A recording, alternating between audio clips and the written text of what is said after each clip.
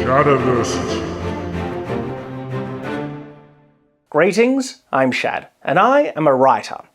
But what qualifies me as a writer? And that question very much depends on your individual definition. But a good definition I've heard from a published author is that if you've written a book, start to finish, written a book, you can call yourself a writer. My own additional opinion on top of that is, but you can't call yourself a good writer or not. That very much will be determined by other people. Also, to clarify, I'm talking about fiction, okay? This could be adventure, fantasy, sci-fi, dystopia, whatever you like. Genre fiction is the classification for this type, or commercial fiction. And this is the catch to this video title, as I've described it here, because anyone can write a book. It's actually not that difficult. You just need to be committed enough and put the words to paper. You will write a book. It doesn't mean that it'll be any good.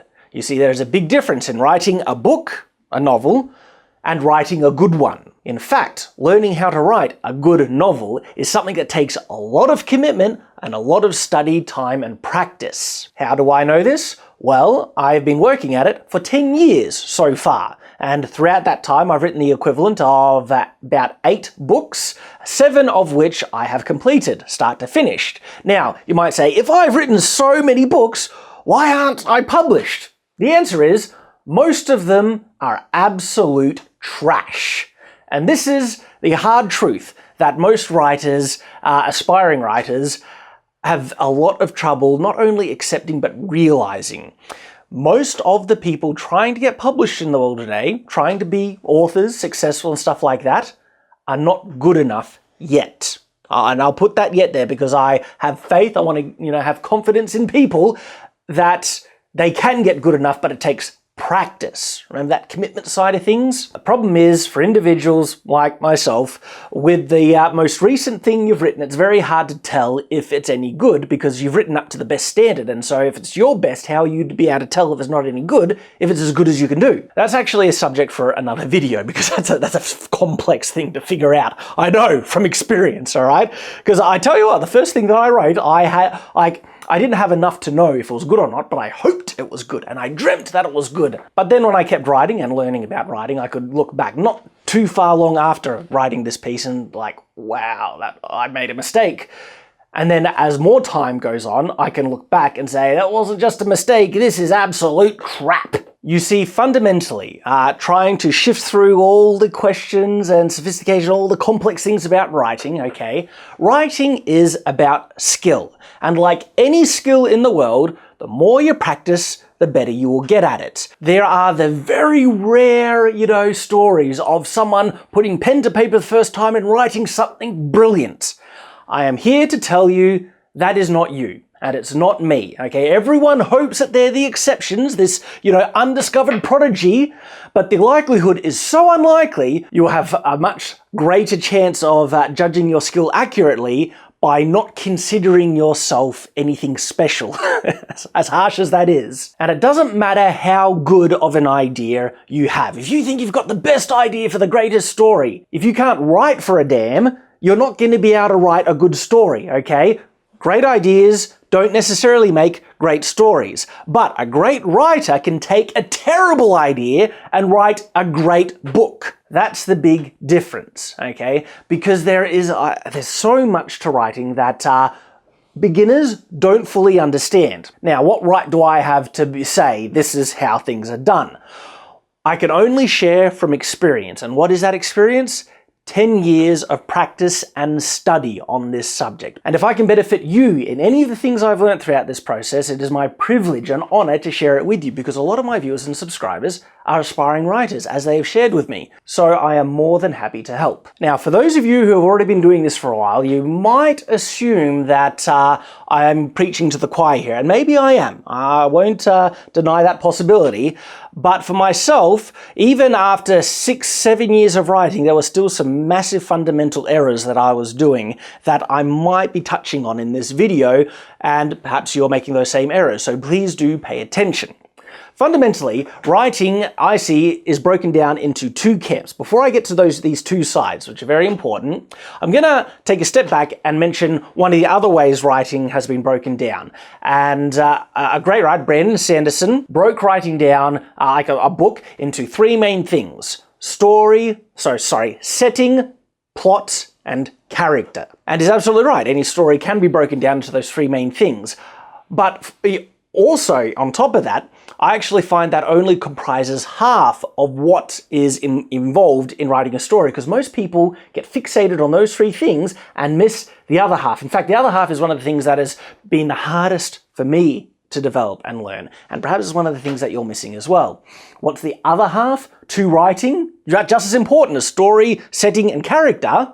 Well, it's prose. This is the sentence level stuff. I'm talking about perspective. First person, third person omniscient, third person limited. I'm also talking about tense, descriptions, wordcraft, beat, attributions, dialogue, and so on, okay? This is all, every paragraph, every sentence, how the story is conveyed. It's interesting. For me, I have found the story stuff, like, setting, plot, and characters, they can come very instinctually to people, for writers, because we can get very familiar with it because we are immersed in stories all the time. If you've watched movies, any length of time or any amount, TV shows, if you're also reading everything like that, you will know story. And if you know the types of stories you like, oftentimes I've found good story can come out instinctually.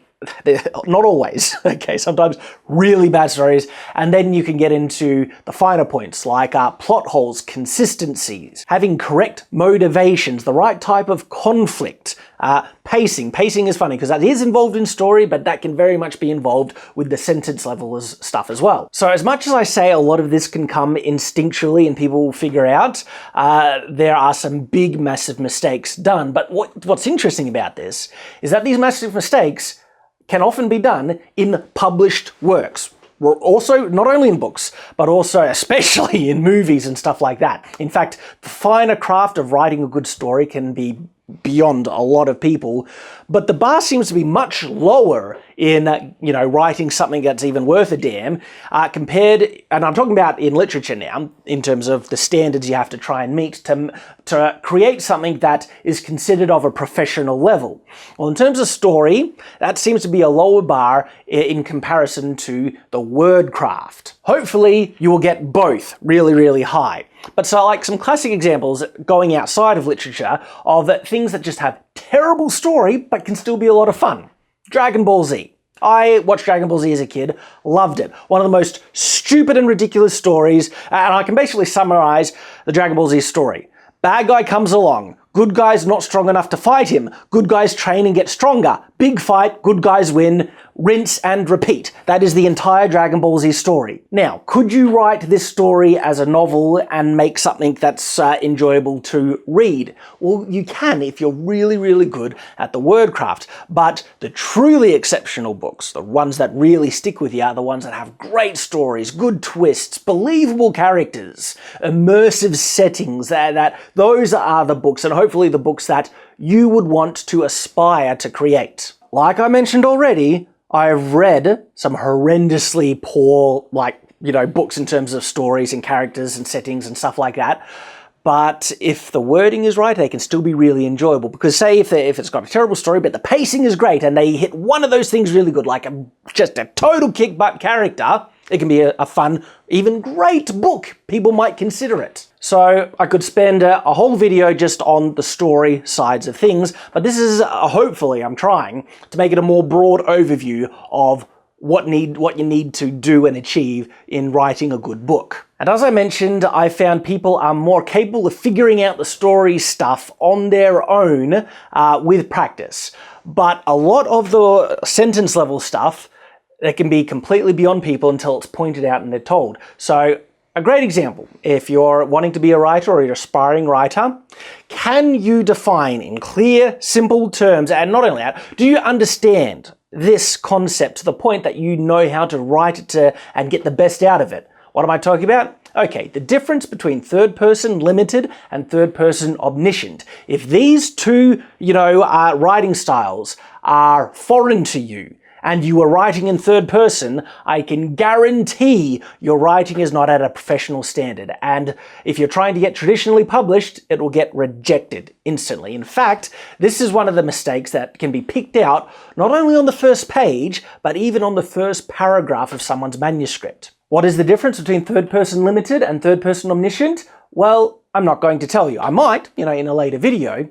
But if you are truly passionate about writing, okay, and you don't have the drive or enthusiasm to go look up this important thing after watching this video, chances are very likely you do not have the commitment and drive to finish and write a good book. I will provide resources for you at the end of this video of just incredible lectures and specifically a lecture and a podcast that are amazing for, creative writing education. But even then, if you have a good understanding of how to really work, say, a third-person limited narrative, okay, even then, and just examples about that, great books that are written in these Wheel of Time, if you ever heard of this book series, that is all third-person limited, okay?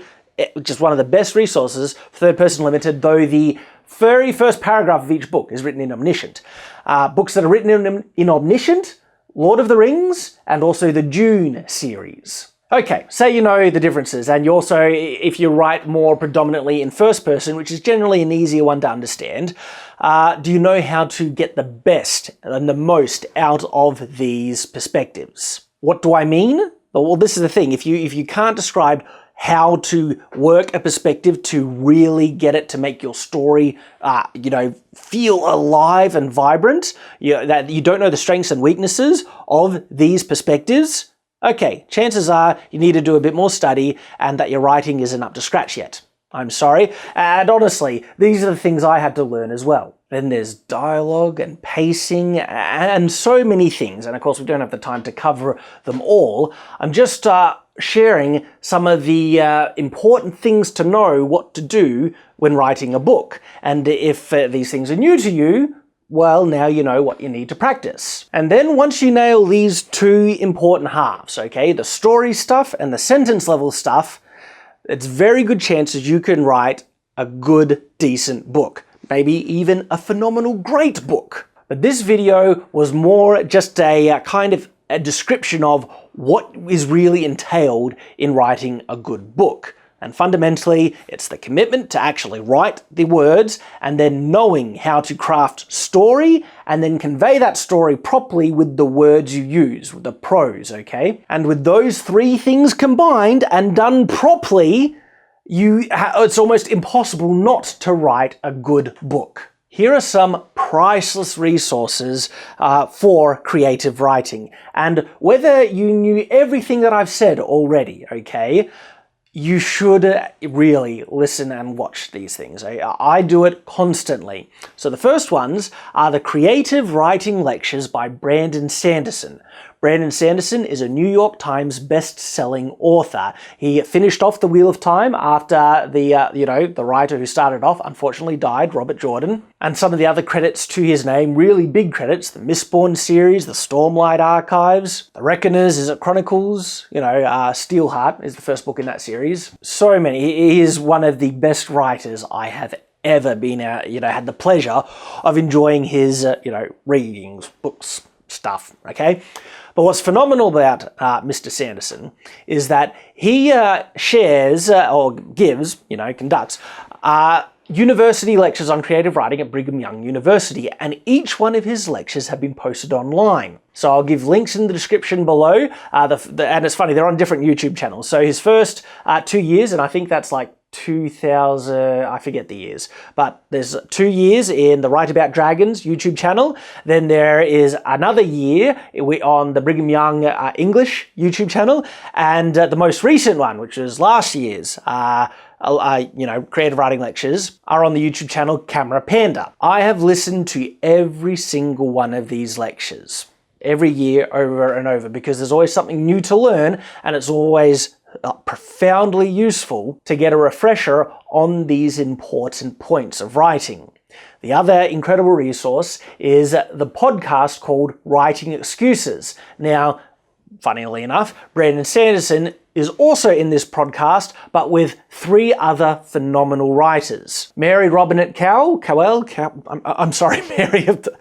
Mary, right? We've got Dan Wells there, and also Howard. Writing Excuses has won, the Hugo Award for, I forget the award category, but Hugo Award. So that's the Academy Awards of Writing, and just an invaluable resource. So if you are serious about writing, guys, okay, you should then, and this is proof, okay, if you are serious, you will have the commitment to learn and try and get better at it, and therefore studying these. If you don't have, the interest to do it, chances are you will get stuck in a rut in regards to your writing talent and ability. Trust me, I know, okay, there have been mistakes that I've been doing in my writing, like when I started back in 2007, for years, like 7 years straight, before someone pointed out to me, and guess what? It was one of these lectures, that I was doing something fundamentally wrong. And if it was never pointed out, I never would have figured it out. What type of book do you want to write? Do you want to write a book, or do you want to write a good book? Do you want to have the highest chances of being able to write a great book?